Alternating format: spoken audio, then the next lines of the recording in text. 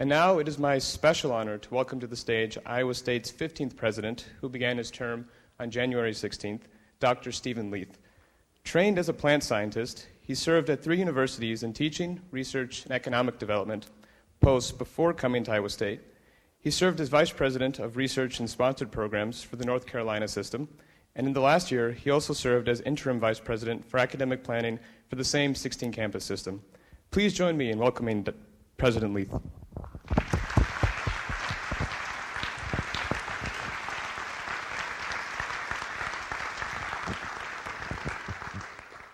Thank you, Abhishek, and thank all of you for being here tonight. Before I get to my formal remarks, I was looking at the crowd and I wanted to comment that this is really inspiring for a new president.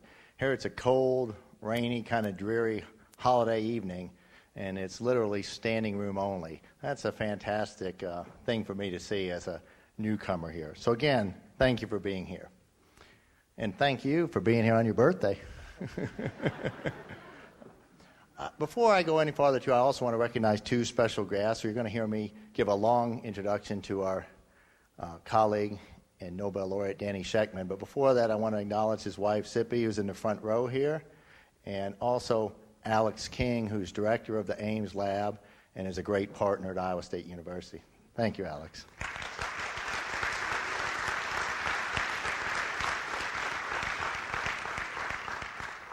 This is a historic evening, folks. This is, according to my calculations as I learned this university, the first time ever Iowa State has had a lecture by a faculty member that's a Nobel Prize recipient. We've had some lectures in the past here by Nobel laureates, and one by a Nobel laureate who used to be on the faculty, but to have a faculty member laureate, one of our own, giving this lecture is truly a historical occasion. We're not only honored to have him here as a speaker tonight, but we're honored to have him on the faculty, and we're honored to have him as a scientist at the Ames Lab. And again, I want to reiterate, as I've come to learn this campus more and more every day and learn about that partnership between the Ames Lab and the university, it's one of the partnerships that really ought to be emulated around the country. It's the kind of relationship we want to encourage and foster. There's also a kind of a side benefit to that close partnership, is both the lab and Iowa State can claim Danny as one of their own, so that's really good. Tonight's lecture is really special to me for one other reason. I spent most of my career in research, and I love research, as I'm sure many of you do here. And when I can hear a story of research and discovery and how things came about, it's very inspiring to me. So I'm really looking forward to hearing the story from Danny himself. I'm sure many of you know he received the 2011 Nobel Prize in Chemistry for his discovery of quasicrystals. That makes our Iowa State University College of Engineering only one of 4 in the world that has a sitting Nobel laureate on their faculty. As I reflected on that, I was also reflecting on the prize itself and thought about Thomas Edison's comment that genius is 1% inspiration and 99% perspiration. And as outstanding as Danny's discovery was, and it was truly revolutionary, his perseverance and commitment to communicating it were almost as outstanding. One of the lessons we learned from his story is that when your work rewrites the textbooks, not everybody likes that. His discovery of quasicrystals was questioned, you might even say ridiculed. But he remained firm in his conviction. He persisted. He did it honorably. And over time, he found colleagues around the world that understood what he had figured out, believed him, even able to duplicate it. Some of those people were at Iowa State, and some of them are here in the audience tonight. So as we reflect on the discovery and the persistence it took to make people accept it, I think as I look at our students and our faculty, we all ought to think about rewriting textbooks as a goal. We want people to do work so significant that it rewrites textbooks. In fact, many of the great problems to society today are not going to be solved with standard answers. We're going to have to think boldly. We're going to have to challenge ideas. And when we're sure we're right, we're going to have to press onward like Danny did. So let me go to the formal introduction of our speaker and tell you some things. Many of you will know, but some of you may not. Danny is a native of Israel and holds 3 degrees from Technion, Israel Institute of Technology, where he joined the faculty there in 1975. He conducted his groundbreaking research when he was here on a 2-year a point with Johns Hopkins University, and at the National Bureau of Standards, now NIST. He joined our faculty in 2004 as a professor of materials science and engineering and as a research scientist in the United States Department of Energy Ames Laboratory. And there he holds the Phillips Tobias Professor of Materials Science at Technion. He's also held a National Research Council Fellowship at Aerospace Research Laboratories at Wright-Patterson Air Force Base, and he has many honors and awards, some of which include the Wolf Prize in Physics, the Wiseman Science Award, the Rothschild Prize in Engineering, the International Award for New Materials from the American Physical Society, and of course, the 2011 Nobel Prize in Chemistry. Please welcome to the podium Dr. Shechtman.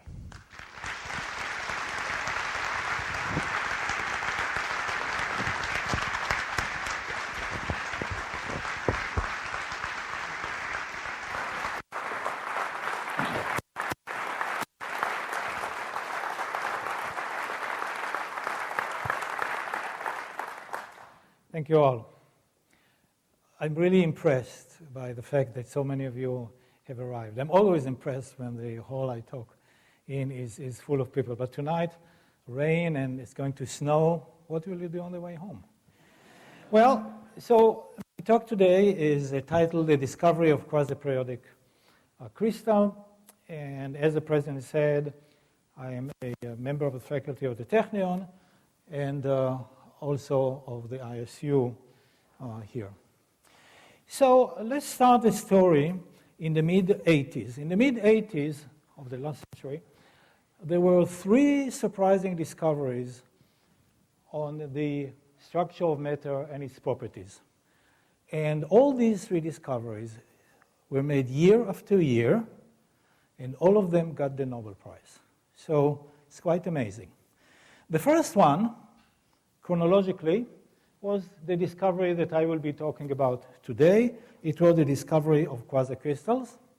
And the second one, a year later, 1985, the discovery of fullerenes that really started the field of nanomaterials and was quite amazing. And a year after that, high temperature superconductivity, 84, 85, 86. Now, let's start talking a little bit about this. Let's start at the end. High temperature superconductivity. You know, superconductivity was known from the turn of the century. They were discovered more than 100 years ago. But it was thought that superconductivity could be only at low temperatures and up to 30 K or something.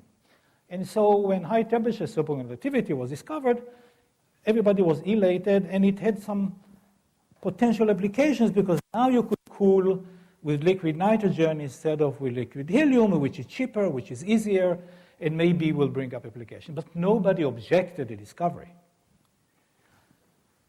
Fullerenes.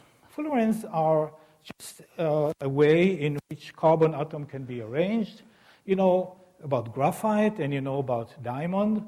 If you take graphite and you take one layer of graphite, it's called graphene, and people got Nobel Prize for the graphene and the measurement of their properties a couple years ago in physics. But you can also make a ball from this structure, and this is called fullerenes. And you can make a tube, and these are called nanotubes. So carbon is quite flexible. So when fullerenes were discovered, everybody was happy, and nobody objected. Here's a nice way in which carbon atoms can be arranged. Great. But when quasicrystals were discovered and I started to talk about them, I met a lot of resistance. In fact, I'll tell you about this resistance as we go along and talk about the discovery. So this is the mid-'80s. Now, before we start really talking science, let me describe a few basic concepts so that everybody understands what I will be talking about later on. So I will be talking about order, I will mention periodicity, and I will talk about rotational symmetry. Once you understand that, hey, everything is easy. So let's look at a lattice. Here is a lattice of atoms, and you see clearly that there is order here. That means that if I ask you to continue drawing it in each and every direction, you know how to do it, because you understand the order. It's very simple. Okay, enough of that. Now about periodicity. Look at that red line. You see, if you walk along that red line, you see that there is periodicity. The distance from here to here is the same as from here to here. This is called translational symmetry. We go along here, and there is periodicity. And you can see periodicity in each and every direction that you go through. If you connect two atoms here, there is periodicity here, different distances, but periodicity. And if you go here, there is another periodicity, and so on. Anytime you connect two atoms, you really connect infinite number of atoms, and there will be periodicity in this periodic structure. The last thing I want you to understand is something about rotational symmetry. So now, let us look at this lattice, and now I have added something. I have added a handle here, so that you see that I am rotating it. Okay? And what I'm saying is that this lattice has a four-fold rotational symmetry, and I will explain why. So we can turn it 90 degrees, and again 90 degrees, and again. And we do it 4 times, it comes back to where it was. So this has a four-fold rotational symmetry. This structure, as drawn here, has a four-fold rotational symmetry. Okay, so now let's see other symmetries. But let's define. An image has a rotational symmetry if there is a center point around which the object is turned a certain number of degrees, and the object still looks the same. That is, it matches itself a number of times while it is being rotated. And here are a few examples. So this card has a two-fold rotational symmetry, right? You can turn it 180 degrees, it looks the same, and once more, you can do it only twice, right? Twofold. These have threefold, fivefold, sixfold. This pizza has sixfold. These are called motifs. These are like molecules. They can have different rotational symmetries. Okay, now let's say a few words about crystallography. And I say that because the discovery was made in the science of crystallography. The science of crystallography really started in 1912 with a seminal experiment by von Laue and his colleagues, in which they showed in one experiment 2 very important things. Number one, that X-rays have a wavy nature, and that crystals are indeed, as people thought before, are ordered, the atoms in them are ordered. And also they found in their crystals that the crystals were not only ordered, they were also periodic. And now you know what order and periodicity is. So they were ordered and periodic. And over the 70 years, from 1912 to 1982, hundreds of thousands of crystals were studied by eminent precision scientists, capable scientists. And hundreds of thousands of crystals were studied, and all of them were ordered and periodic, and there was no exception. Hundreds of thousands of them.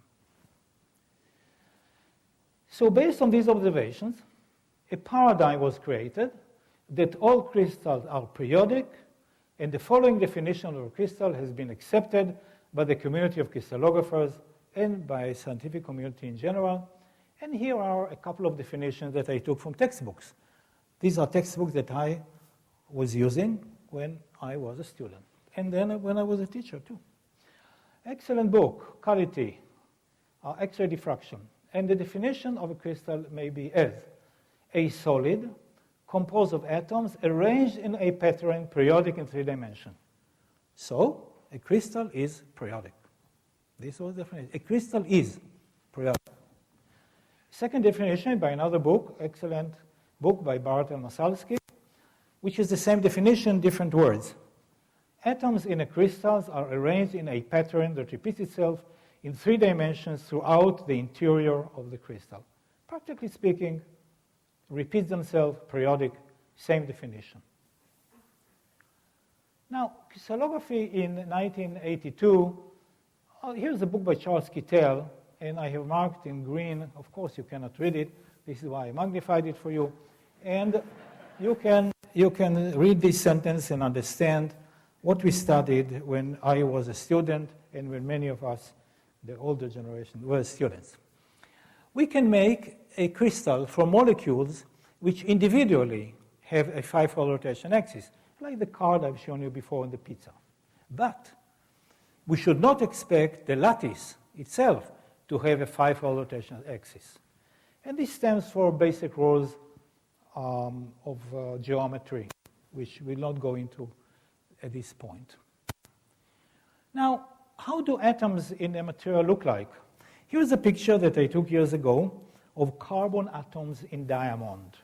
So each white spot is a carbon atom in diamond, and you can clearly see that there is order here and there is periodicity. Very simple. Nothing intriguing, nothing very exciting. These are atoms in diamond. And the order of carbon atoms in diamond is periodic, and the allowed rotational symmetries are 1, 2, 3, 4, 6, no 5, and nothing beyond 6. So rotational symmetries in periodic materials, 1, 2, 3, 4, 6, no 5, and nothing beyond 6. This was the wisdom for 70 years. And you have to understand that the science of crystallography was a mature science. We call a mature science a science in which everything is considered to be known and understood, and we do not expect anything new or earth-shaking to happen. For instance, if somebody found a new crystal, then he defined that crystal. Let's say that the new crystal had a DO19 structure, one of the structures. So there was a nice drawer, and in the drawer we have hundreds of DO19 crystals, and there's another one. Welcome. You put it in the drawer, you close the drawer, and everybody's happy. That was the science. Okay. So now let's look at the diffraction pattern from a crystal. I will talk to you about diffraction patterns, and today I prepared a special slide to describe it a little bit better when I talk about electron microscopy later on. Don't run away. This is a diffraction pattern in the electron microscope. The beam here, the thicker, a little bit larger one, is the transmitted beam, and all the other beams are diffracted beam. We call it an electron diffraction pattern. These are not atoms. This is a diffraction pattern. While the atoms live in the real space, there is a mathematical space for the diffraction spot, which we call the reciprocal space. We'll not go too deep into that. Don't scare. Okay, so this is a diffraction pattern, electron diffraction pattern. And the rules of symmetry are the same here. There is periodicity of the diffraction peaks in the reciprocal space. You can see clearly the periodicity, right? Look, along any line that you walk, there is periodicity. Okay. Rotational symmetries that are allowed are 1, 2, 3, 4, and 6. No 5, rotational symmetry, and nothing beyond 6-fold. Same rules in the real space and same rules in the diffraction space. And then something really shocking happened. The International Union of Crystallography, in 1992, issued a new definition for a crystal. Let's read this definition because it teaches us a very interesting lesson. Let's read it. This is the definition. By crystal we mean any solid having an essentially discrete diffraction diagram. Okay, let's just look at these two lines. It doesn't say a crystal is. It says by crystal we mean very soft. Any solid, it doesn't any solid that has discrete diffraction diagram. No. Having an essentially discrete diffraction diagram. Very soft definition for the science of crystallography, which was the strictest science of them all. Very soft. Let's continue. And by aperiodic crystal, we mean any crystal in which three-dimensional lattice periodicity can be considered to be absent. This is a humble definition. This is a soft definition. This is really good science, because a humble scientist, an open-minded scientist, is a good scientist.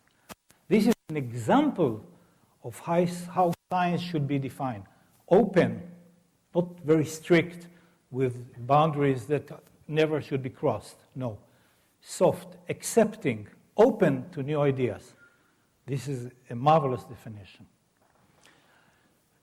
Okay, 1982 is the year of the discovery, or the 70th birthday of crystallography.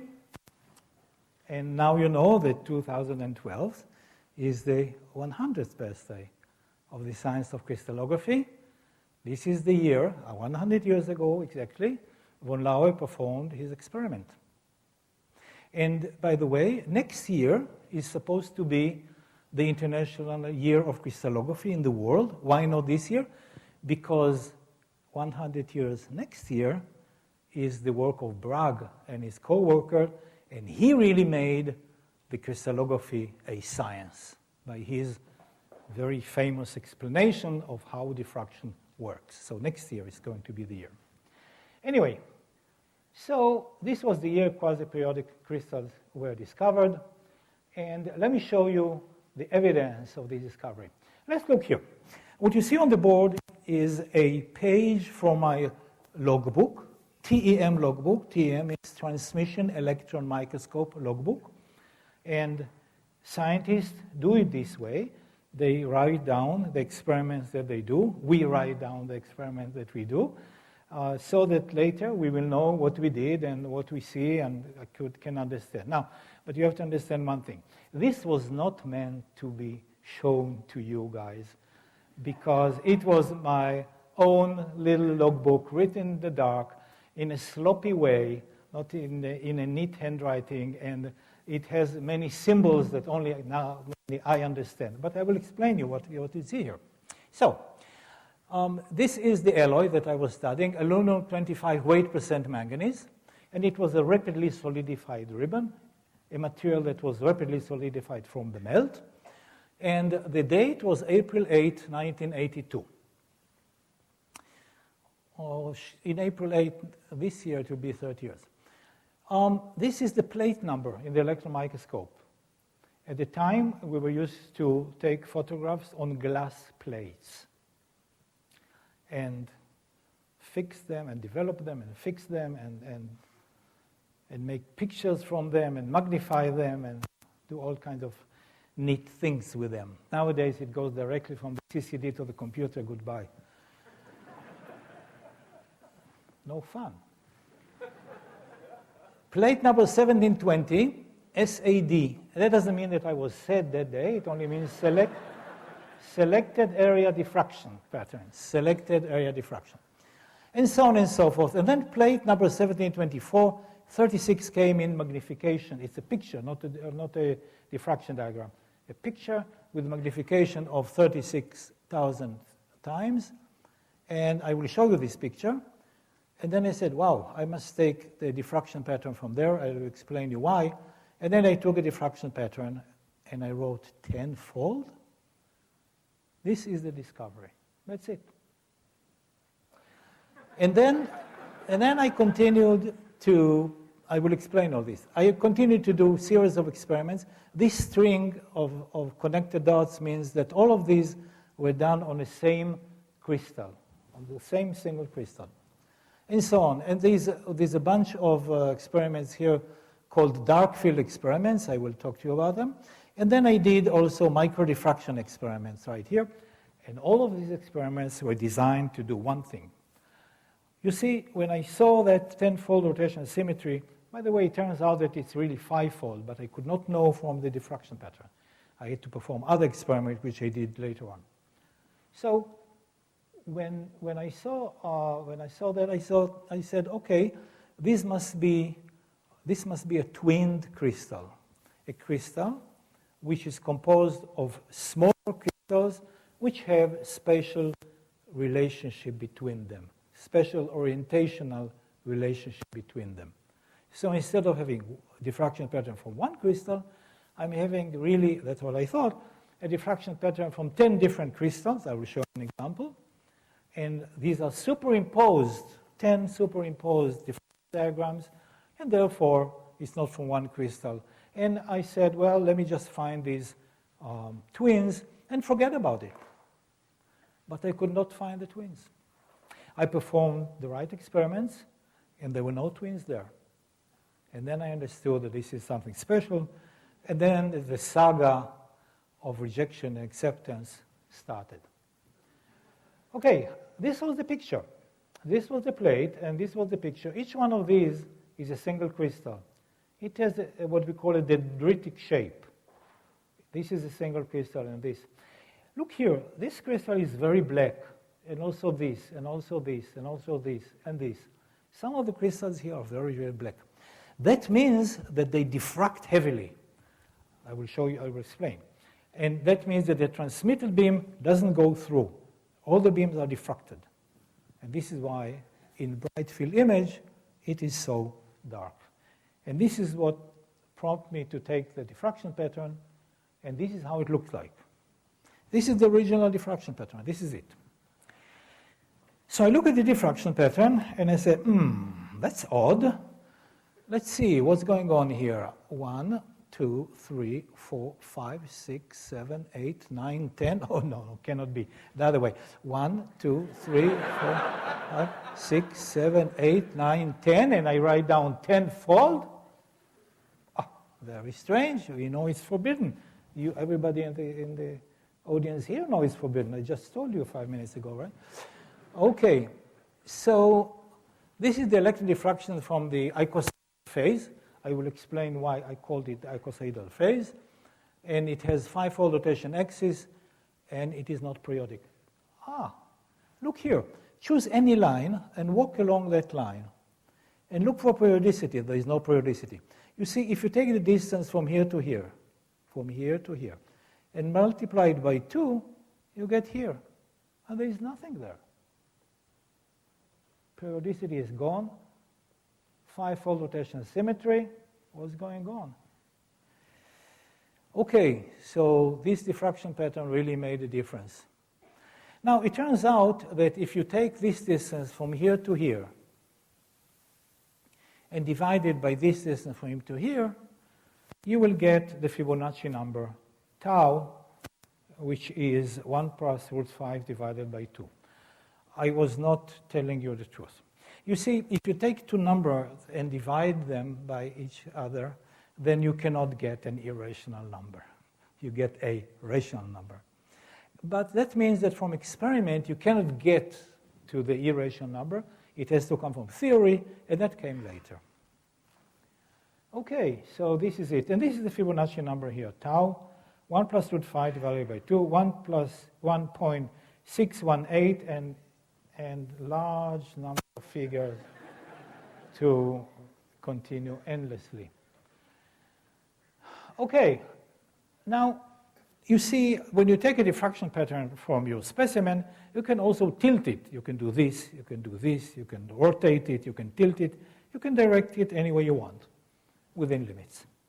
And so I took all the meaningful diffraction patterns by shining, let's say that this laser is the electron beam, and I shine it onto the specimen, and then I take diffraction pattern from each and every direction. And these are the diffraction patterns. These are the meaningful diffraction patterns. Here is the 5-fold or 10-fold. So 5, 2-fold, and 5 again. And in another direction, 5, 3, and 2, and 3 again. This is doing 1, 2, 3, 4, and 1, 2, 3, 4 in different directions. Okay, so this is the story.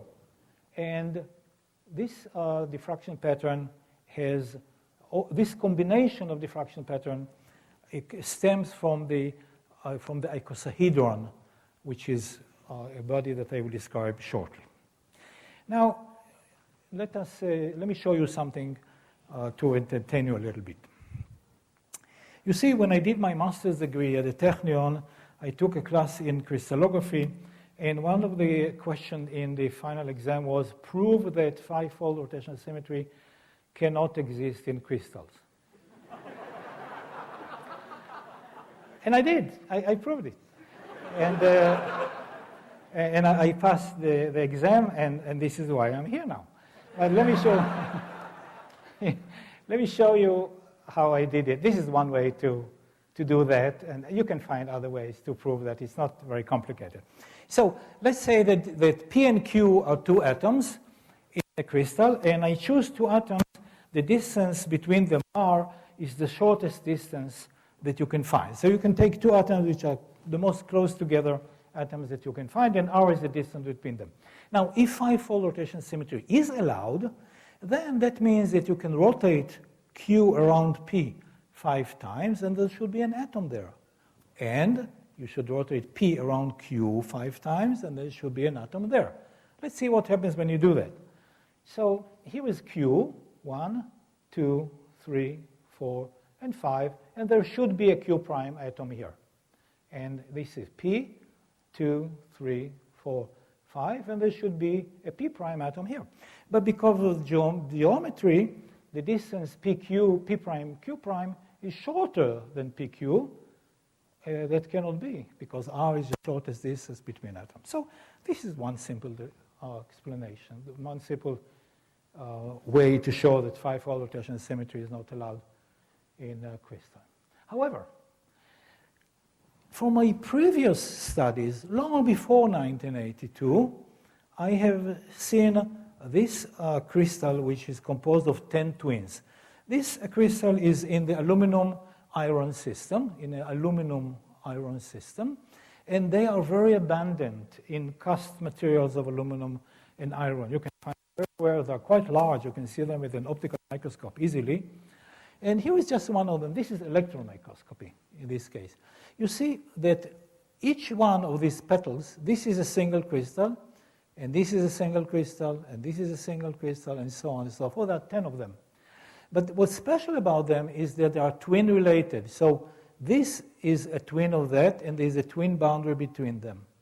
Now look at my fingers, and I will explain to you what twins are. See, let's say that these are atom layers, and in the neighboring crystal, here are the atom layers, and there's a mirror image in between them. These are called twins. This is a single crystal, and this is a single crystal. And in between them, we have a boundary. But it's a special boundary. We call it a twin boundary because it has this type of mirror image. This is a simple explanation to understand. So this is one crystal, second crystal, and there will be a third one and a fourth, and so on and so forth. Okay, so now we understand clearly that if we take a diffraction pattern from one of these crystals, let's say from this, we will have a periodic diffraction pattern. No problem.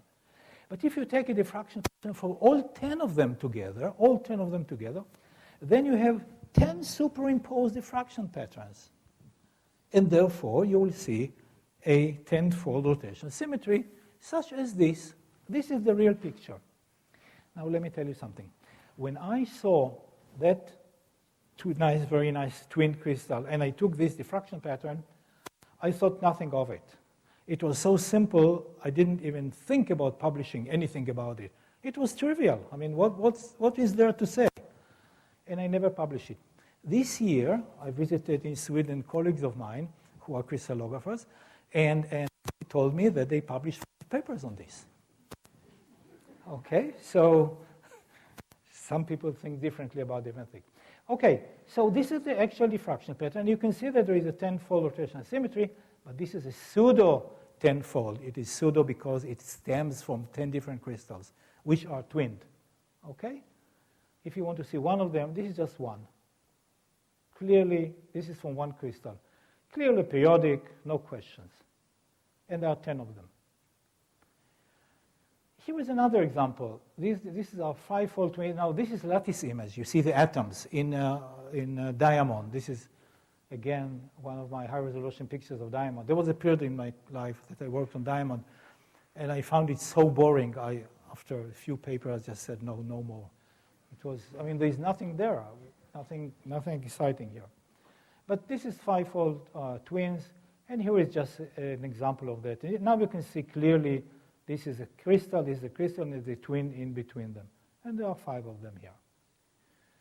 Okay. Now, let me tell you something about transmission electron microscopy so that you understand my experiments later on. What you see here is the following. We have here an electron beam that hits our specimen. The specimen in electron microscope is very thin, so much so that the beam can penetrate and go through the specimen. And then something happens. Some of the beam continues straight on. We call it the transmitted beam. But some of the beams are diffracted. These are the diffracted beam. So the purple ones are diffracted beams, and the red one is a transmitted beam. That's all you have to understand. And on their way, we put the objective aperture, which is a piece of metal with a hole in the center. High-tech. Piece of metal with a hole in the center. And we allow only the transmitted beam to go through. Or we can choose to allow any other beam to go through. If we allow the transmitted beam to go through, then the image that we get here on the plate is called bright field image. What we can do, though, is tilt the beam. You see, now it comes straight. We can tilt the impinging beam so as to allow the transmitted beam to be stopped by the aperture, but one of the diffracted beam can go through to produce an image. And it will produce an image which is called dark field image. That's all there is to it. Very simple, told you. Okay. So now you will understand my dark field example. Let's go back here for a second. You see, when you take a dark field image using one of the diffracted beam, then all the parts in the crystal that contribute to this beam will be seen on the picture. But any part of the crystal that does not contribute to this beam will not be seen here. Okay?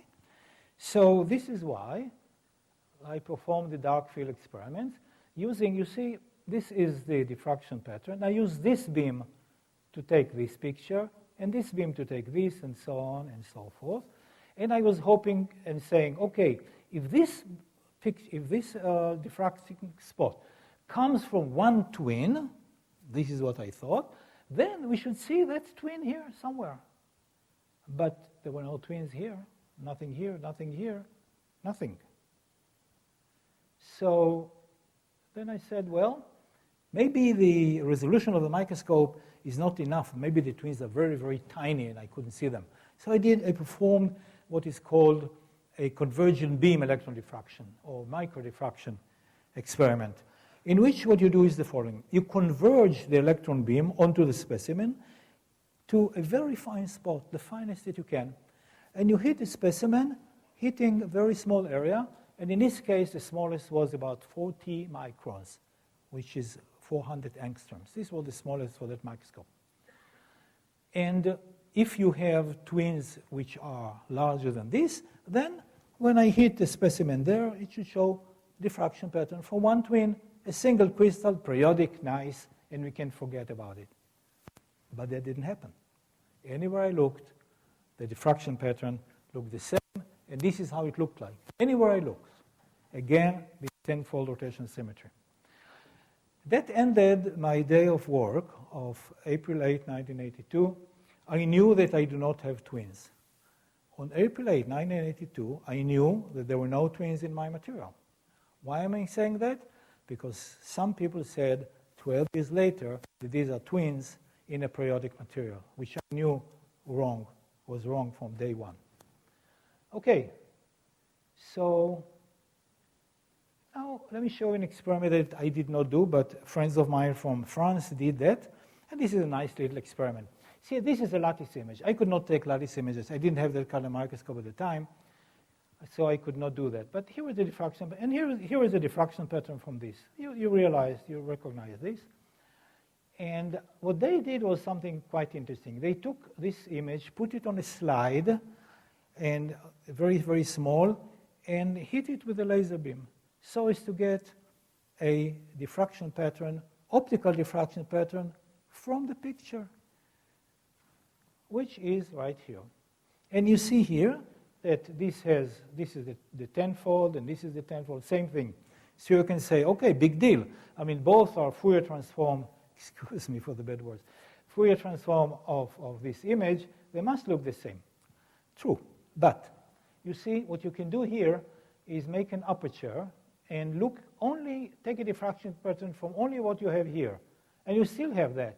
And you can make it smaller and smaller and smaller, and you still have the diffraction pattern.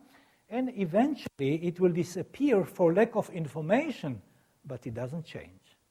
Okay, final proof, no twins on the atomic scale, nothing. Here is a nice little picture, more modern, of the icosahedral phase. 1984, I went back for my sabbatical back to a Technion, and I met there the first person who worked with me, Ilan Blech, at the time professor at Technion, and we sent a paper for publication in 1984. We sent it to a journal named Journal of Applied Physics, and before I knew it, it came back with a letter saying that this paper will not interest the community of physicists. Please send it to a metallurgical journal. So I did. So I sent it to another journal named Metallurgical Transactions, and they published it, but they published it well deep into 1985. In the meantime, I showed this paper to John Kahn, who was my host at NBS. This was now, I came back for the summer of 1984, just for the summer, and he suggested to join us, and he brought in an eminent mathematical crystallographer, Denis Gratias, from, at the time he was in Vitry, near Paris in France, and the four of us published a shorter version, much shorter version of our first paper, and it did not have the Ilan Blech model, the model that he proposed in the first paper, but it was sent to PRL, Physical Review Letters, and was published very quickly, and in November 12, 1984, this paper was published. When the paper was published, hell broke loose. I mean, people around the world immediately reacted. Mostly physicists, mostly young, avant-garde, talented scientists around the world. They're not very young anymore, but they were at the time. And they really, really responded very quickly. And within days, I started to receive telephone calls from around the world. Danny, we have it, it's wonderful. And immediately a community formed of people, of let's call them believers. Right?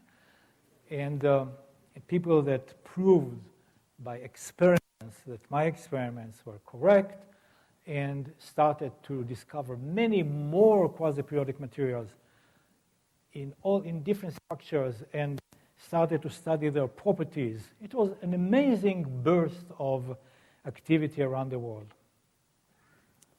So, let's say a few words about icosahedral symmetry. See, this is the icosahedron, and this icosahedron has 6 five-fold axes. Five-fold meaning 5-fold rotational symmetry axis. You see, if you take this icosahedron in your hand and you look from this point to the center, you'll see a 5-fold rotation symmetry. If you look from this point to the center, exactly where it's standing now, you see the 3-fold rotation symmetry. And if you look from this bar, center of the bar, into the center, you'll have 2-fold. So this is the icosahedron, and the icosahedral phase has exactly this configuration, this symmetry, this set of rotation symmetries. This is why I called it the icosahedral phase. You may better understand that by looking at a soccer ball.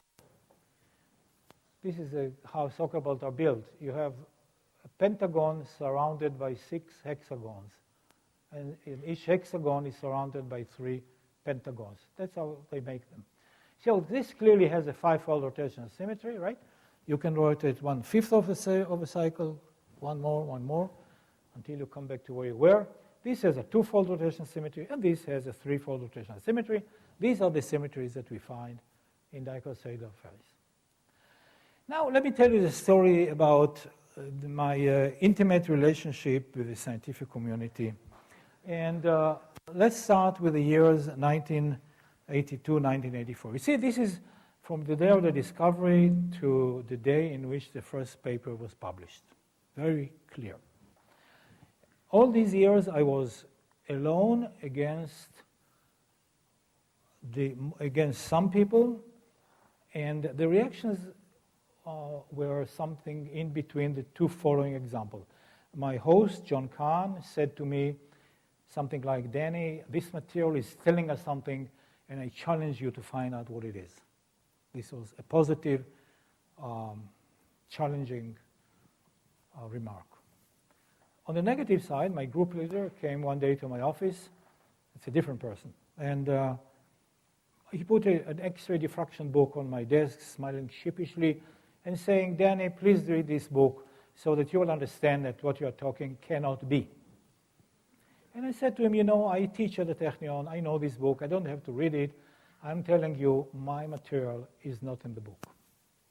Took the book, went back, came back later, and now I forget whether it was the same day or a couple of days later. He said, Danny, you are a disgrace to my group.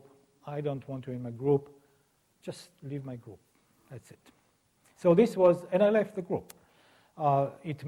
It didn't mean much. I didn't have to leave my room, my office. I didn't have to leave my laboratory, but I had to report to another secretary. And that was not too bad. So not a real problem. But this was the attitude, and this was the atmosphere around me.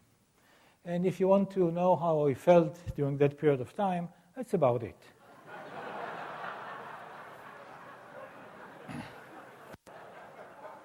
Yeah, though I walk through the valley of the shadow of death, I will fear no evil. So this was the first 2 years.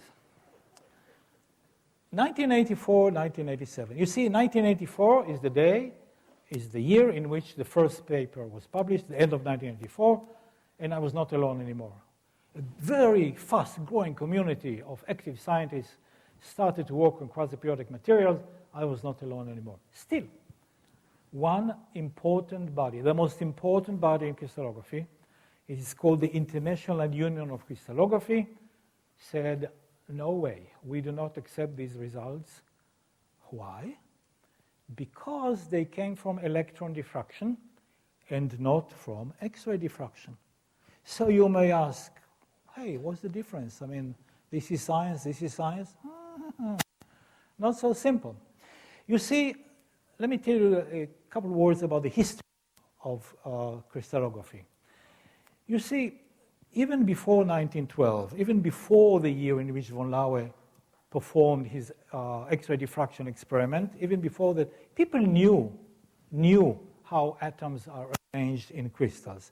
And they knew it because they looked at crystals that they found in nature or grew in the laboratory, and these crystals had facets. And the angles between the facets were different angles, and people said, okay, if these are the angles, then the atoms should be arranged in such a way, and here are the symmetries, and here are the ways in which different crystals are built. But they did not have a scientific proof. Here comes von Laue with the tool of X-ray crystallography, and immediately forms a society, a group of people who had that tool. Here is a precision scientific tool by which you can really measure precisely what's happening in the crystal and how atoms are arranged. And these people said, we are X-ray crystallographers, not like those primitive geologists with their facets. No, we have a scientific tool. We are X-ray crystallographers. By defining themselves as X-ray crystallographers, they bar themselves from the people who looked at facets, but also bar themselves from people who use electron diffraction to learn the structure of materials. That was bad. And the humble definition that followed, that I showed you before, was a reaction to that. Now they said we are open.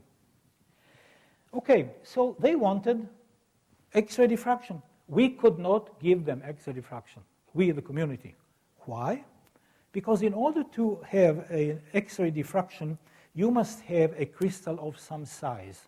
It can be something that you can feel between your fingers, like a grain of sand, but something that you can put on the tip of a pin and shine an X-ray beam through it, something that you can see. We didn't have crystals. Our crystals were about 1-2 microns in size. We did not have a portion of a millimeter crystals. It took 3 years, and colleagues of mine from Japan and from France succeeded in growing large enough crystals for X-ray crystallography. They sent me their results, and here are the results that they sent. This is X-ray diffraction. These are called Laue diffraction diagrams, and you can clearly see the 5-fold here, the 3-fold here, the 2-fold here.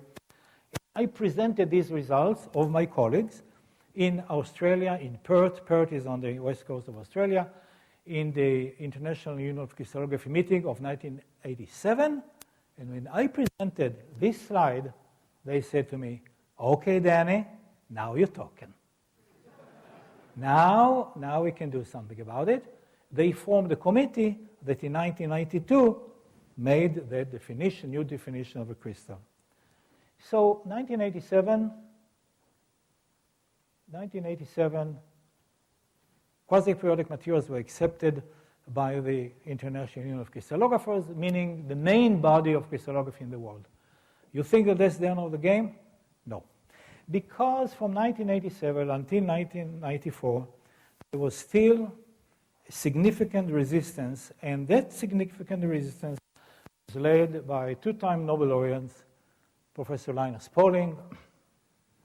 He was the father and idol of the American Chemical Society, truly an eminent scientist, and he said that what Danny Shechtman shows are really twinned crystals. Why? Because that's what he believed. And he was not alone. He was not alone because the American Chemical Society, I don't know how many members there are, but I assume a couple 100,000 people, huge society, were behind him. And everybody said, okay, here is this great Linus Pauling, and Danish, what's his name, is there. Whom are you going to believe? Is it clear? He was a flamboyant speaker, really. He stood on stages waving hands and really, really convincing people that he was right. Then he pulled from here. Whoops, here was a model. He put it on the table, and you see, you take this structure, you twin it this and that way, and you get what Danny Shechtman gets. So clearly twinned. I knew from day one that that's not the case, because I had experimental evidence, and he had theory. We had communication several times. We met, we were always very friendly to each other. We agreed about everything, vitamin C included and so on, but never agreed about quasi-periodic materials.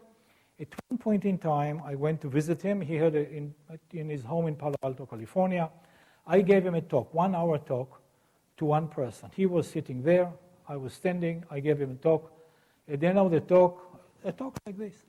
At the end of the talk, he said, "Dr. Shechtman, I don't know how you do that."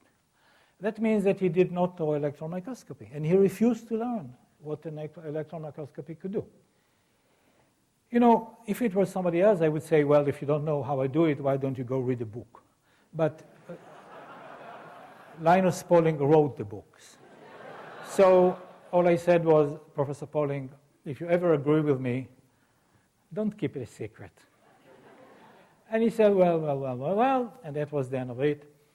We had several more communications. At one point, he wrote me a letter. Letter, remember? With stamps and saying, "Professor Shechtman, may I propose to you to write together the Shechtman-Pauling paper on quasi-crystals, and you will be the first on the list." And I answered him with a letter saying, "Professor Pauling, I'll be delighted to write this paper with you, but first we have to agree that quasi-periodic materials do exist." He wrote me a letter back saying, "Well, maybe that is too early for that." 1994, he died, and with him, the resistance vanished. Okay, I want to mention a few people who really contributed in the very beginning, in the very early stages to quasi-periodic materials. There were hundreds and thousands of other researchers that contributed later on to the science, but these were the first people. Roger Penrose and Alan Mackay contributed to quasi-periodicity before my paper, before.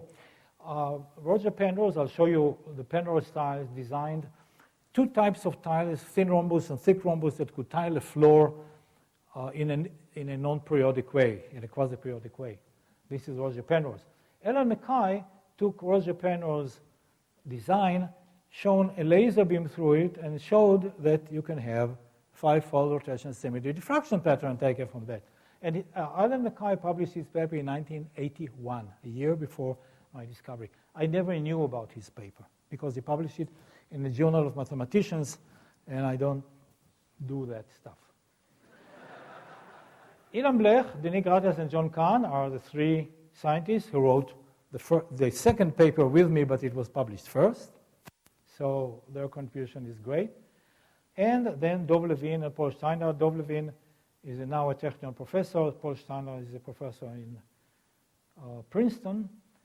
And they took their results and my diffraction pattern and said, that's the same thing, and proposed the tiling of quasi-periodic materials. So these are really the people who contributed in the very early stage. They published their paper shortly after we published our paper. Here is some funny stuff. The year was 1986. This is 2 years after the publication. I was visiting, every summer I went to NBS again, and one lunch, a friend of mine brought this piece of paper, which I confiscated, and I'll show it to you here. What he says is the following. See, this is the date. 1986 is the year, January, February, July, August, September, and so on. And here what we have, N, is the number of pages in the bibliography. Each page has maybe 25 papers or 30 papers, and this is 1 over N. So as you go down, so grows the number of pages in the bibliography, okay?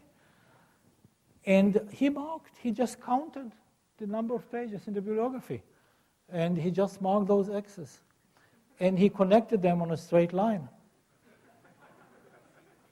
And to our horror, we arrived at the conclusion that in December of 1986, the number of pages in the bibliography on quasi-crystals will reach infinity. And all the forests of the Amazon will have to be cut just to provide the paper to print those articles. Well, that didn't happen.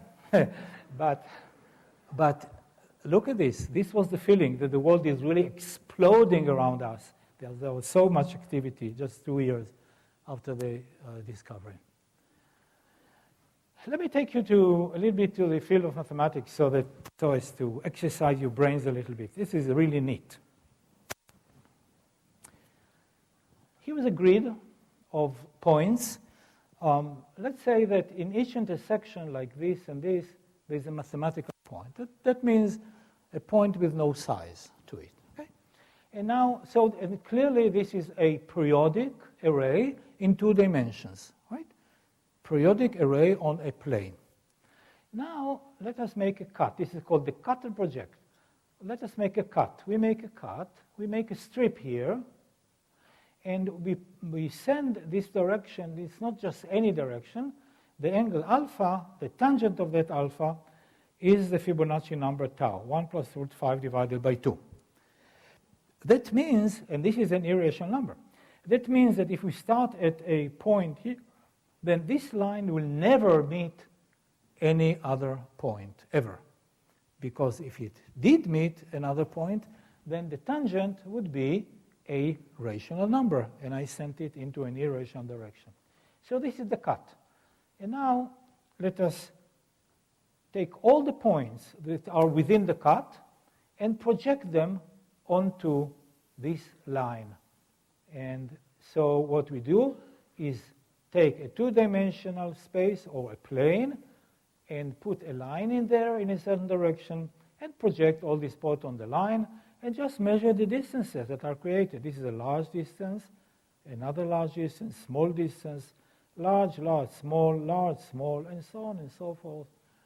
And this is a quasi-periodic array in one dimension. There is no motif that repeats itself, ever. Okay? So what we did here, we took a higher dimensional space, in this case a two-dimensional space, we made a cut, and we made a projection, and we receive a quasi-periodic array in a lower dimensional space. Now at home, when you have some time, you can take a six-dimensional space and make a cut and project it onto a three-dimensional space, and then you'll have a three-dimensional quasi-crystal that you have designed at home. So just if you want, I mean. Now, let me show you one more thing. Here's the same story. This is what I did before, nothing new. And this is the angle, tangent alpha. And now I take two red lines, which are almost very close to the quasi-periodic lines. But here, they don't go into an irrational direction, they go to a rational direction. So I made the red line hit this spot here. And the tangent is 11 divided by 7, which is 1.5714, quite close to this 1.61, but not quite. And there's a big difference. The black is quasi-periodic, and the red is periodic. And the periodicity, you can see clearly, a point here, and a point here, and a point here, and so on. It's a large periodicity, but still periodicity.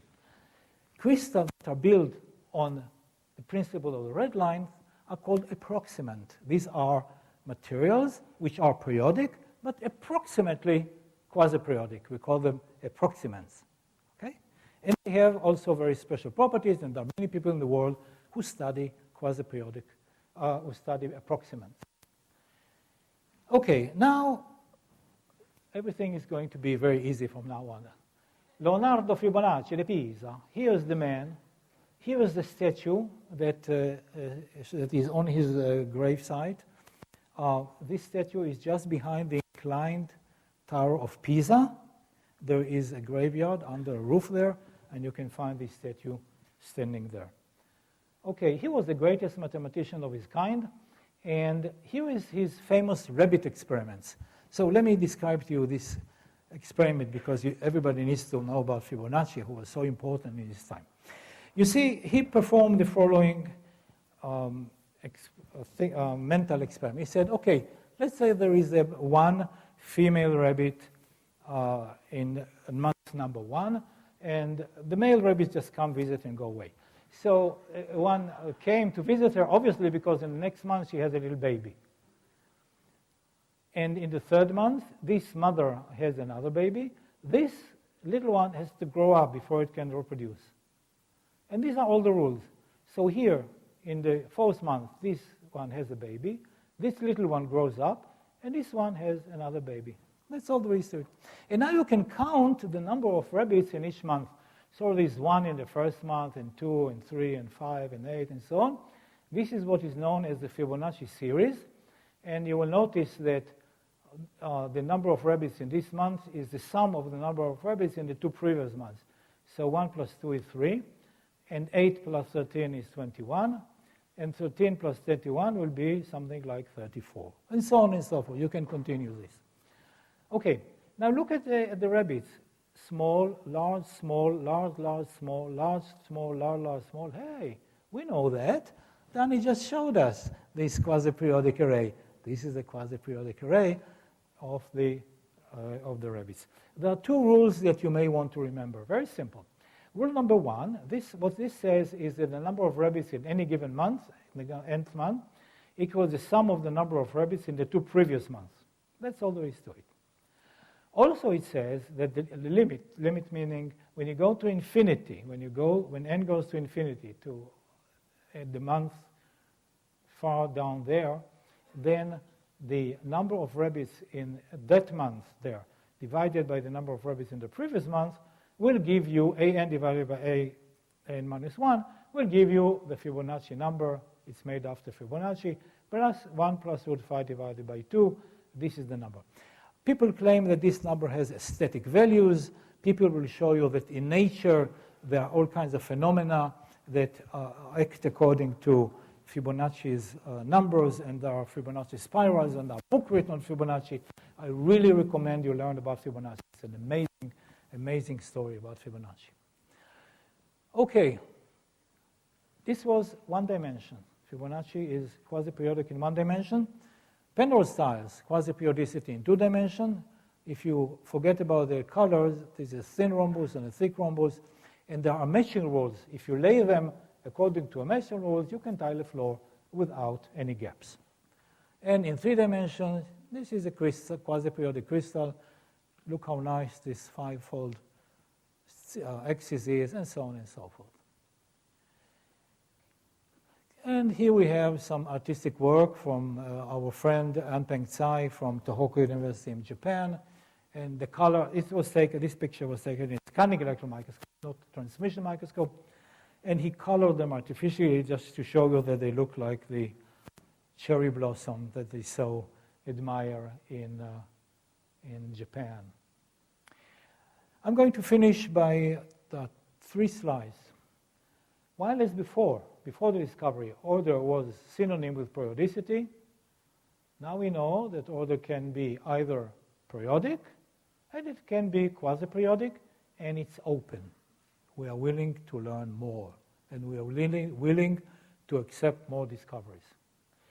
Now, before we conclude this, before you ask questions, I would like to ask the first question. And that question, and I will give you the answer to it too. The question is, why quasi-periodic materials or quasi-crystals were never discovered before 1982? I mean, so many thousands of eminent scientists studied hundreds of thousands of crystals, and nobody saw quasi-periodic materials for 70 years? Why? Well, is it because quasi-periodic materials are very rare? Maybe there are only 3 of them. And I stumbled upon those 3. I discovered it in 3 materials. Or maybe they are not stable. You touch them, they transform into a periodic phase. Or maybe they are difficult to make. And I, with my imagination and skill, managed to make a couple of them. Or maybe they are made of very exotic materials. Of course, in Ames Lab, no material is exotic. But for other people. Well, what's the answer? Well, are quasi-periodic mega rare? Oh, not at all. What you see here is this is a partial list of all the quasi-periodic materials based on aluminum alone, and many others. There are hundreds upon hundreds of them. Very abundant. No. This was not the reason why they were not discovered before. It's not because they are rare. Well, maybe they are not stable. Well, it's true. Some of them are not. Some of them are. These are stable, quasi-periodic. Stable meaning that they melt congruently. You heat them up and they melt without transforming to another phase. Many of them are metastable. But what does it mean? At room temperature, they are stable. Only when you heat them up to 350 degrees C or 400 degrees C, only then they will transform. But at room temperature? No, that's not the reason. Maybe they're difficult to make. Not at all. They're very easy to make. You can make it each and every way you can make any other materials. You can make them by casting, by rapid solidification, by single crystal growth, by electrodeposition, by CVD, PVD. So why? Well, let me give you my answer. Up to now, everything was objective. From now on, subjective. That's my answer to that question. Number 1, TM. You see, quasicrystals had to be discovered by transmission electron microscopy. Transmission electron microscopy is a very powerful tool, an amazingly powerful tool. And for an electron microscope, transmission electron microscope, there is no small crystal. Everything is large enough for a transmission electron microscope. And those crystals were very small. So they had to be discovered by transmission electron microscopy. Well, that limited the number of scientists who did crystallography to those who did TEM, not X-rays. You could not discover them by X-rays. You could not discover them by neutron diffraction. No, you had to use TEM, transmission electron microscope. That limits the number. Okay. But still, there are many, many electron microscopists. Work on a TEM. That's not enough. You see, you also have to be a professional. Many students do transmission electron microscopy, mainly because their professors told them, go and get some pictures in the electron microscope. And he comes to the professor with 5 pictures. The professor says, wonderful. You put them into your dissertation, and now do the thermodynamic studies, and that's good enough. So most students use the TEM as a wonderful magnifying glass and do not use the microscope with all the power that it has to really do proper analysis of materials. So you have to be a professional, and not all transmission microscopists are professionals. That limits even further the group. Then you have to have some tenacity, like a Rottweiler. You bite, you don't let go. It means that when I saw that that structure, the diffraction diagram and so on, I never stopped working on it. I never, even though the reaction from the people around me were not so positive. I said, no, I have to do that. I have to find out. Let me give you a counterexample why I said that. You see, in Belgium, a colleague of mine tells me the following story. He's a professor there.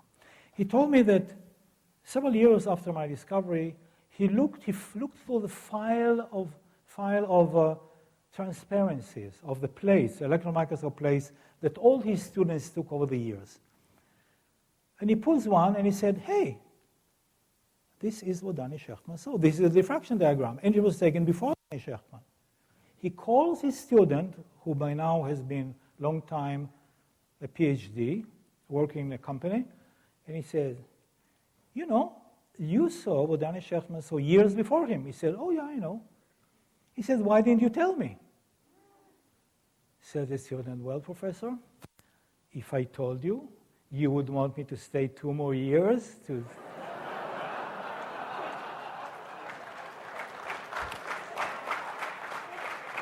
He said, I didn't want that. Thank you very much. So, tenacity. There are circumstances that sometimes may prevent you from really continuing to do what you do. Don't let go. And then you have to believe in yourself. Well, you believe in yourself if you're a professional. But that may not be enough. It takes personality. See, it helps to believe in yourself. If your mother loved you when you were very young, your father also helps there. And so you are really sure of yourself, and you have enough self-confidence, and you can believe in yourself. So you have to do that. And the last thing, you have to have courage. Now, in my case, my promotion was threatened by members of my department who didn't really like me. I never understood why. I mean, how can... But some didn't like me, really. And one of them flew to Palo Alto to talk to Linus Pauling. And he wrote back to the provost of the university saying, it's not me, it's Linus Pauling, the greatest. And I spoke to him, and he said the following to me: Danny Shechtman is talking nonsense. There are no quasi-crystals, there are only quasi-scientists. Are you going to promote that person? Well, when the provost got that letter, he immediately approved my promotion. He knew that person. Okay, anyway, so courage. These are my answers, and each one of them limits the number of people who could have found it. And of course, luck. You have to have luck to stumble upon it in the first place. So, thank you so much.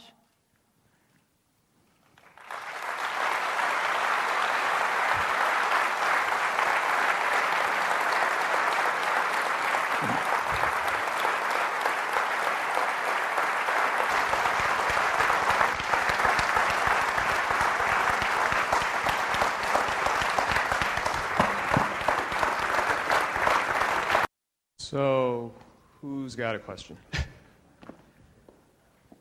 All right. Sir.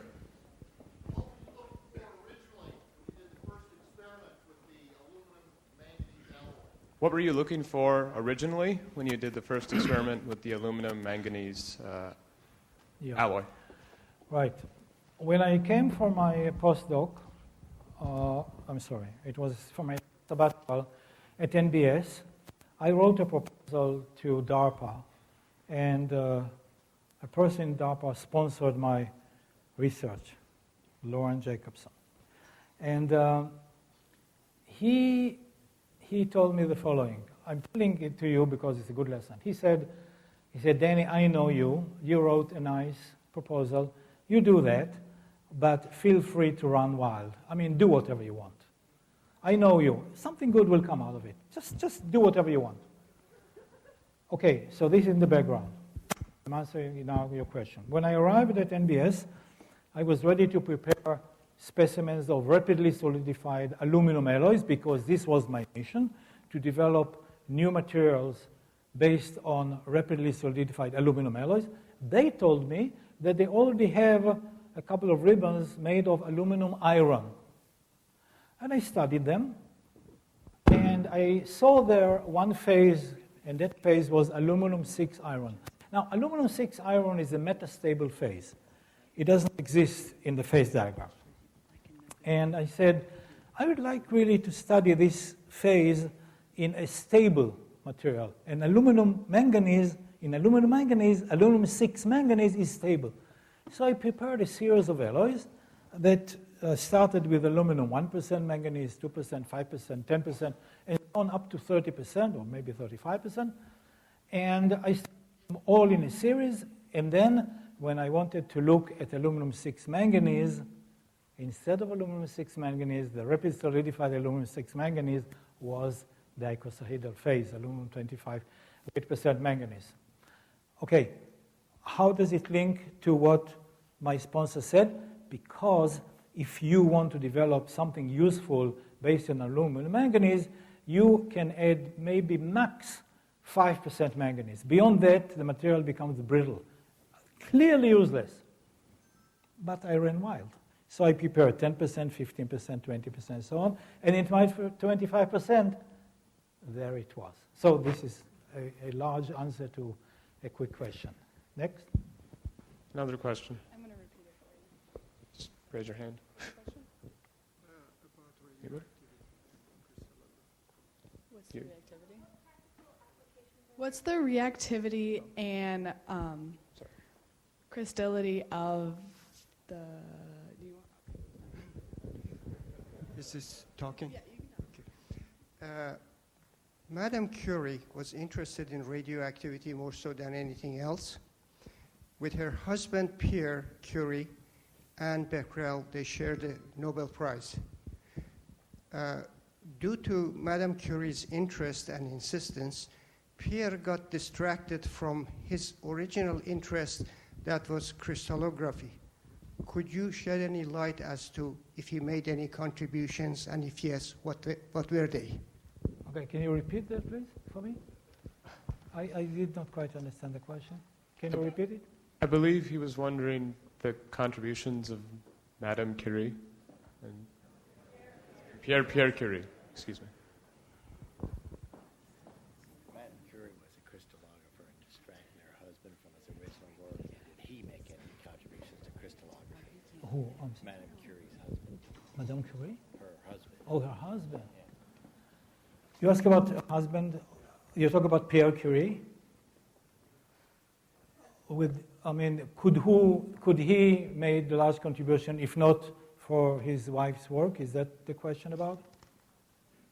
Initially, he was a crystallographer, but due to his interest in radioactivity, to his wife, he gave that up and contributed to discovery of radioactivity. And Madame Curie was interested in radioactivity Yes. more so than anything else. That's true. But her husband, Pierre Curie, Yeah. originally was a very interested person in the formation of crystals. Yes, I was correct. wondering if he has any contributions that should be mentioned. I don't know the answer to that question. I know about his contribution to radioactivity, to the work with Marie Curie, but I don't know about his contribution to crystallography. That doesn't mean that he didn't contribute a lot. It only means that I'm ignorant in that subject. All right, we'll have time for one more question, but never fear, Dr. Sheckman will be at our reception afterwards, and so you'll have the chance to talk to him there too. So, okay, you sir. Yeah, just.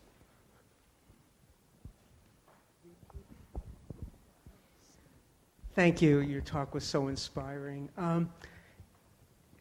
What can we do at Iowa State to encourage a more openness of thought among all these young people here, middle-aged people and aging people, to go across the boundaries of creativity that you talked about?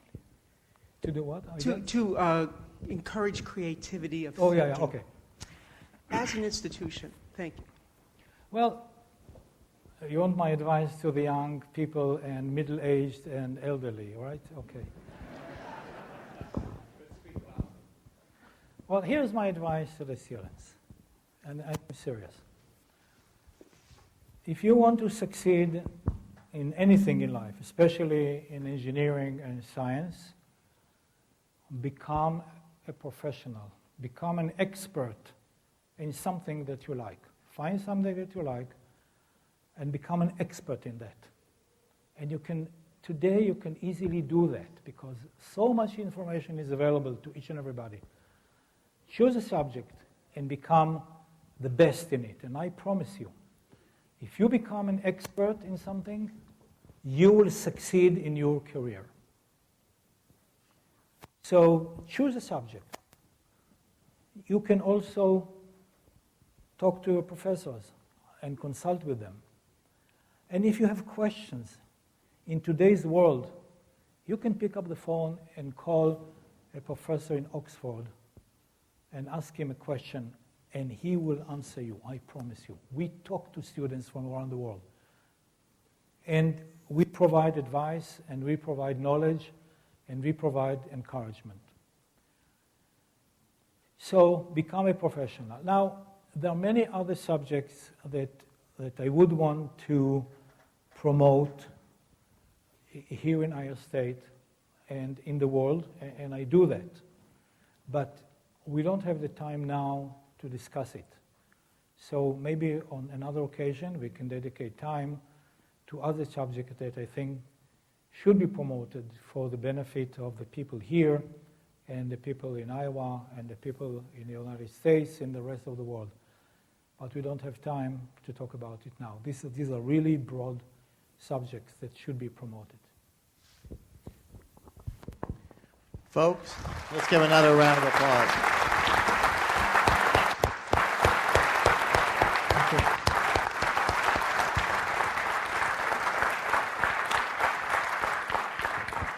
Dr. Sheckman's agreed to stay with us for a while, right next door, so please join us there to talk to him, talk to each other, and have some refreshments. Thank you.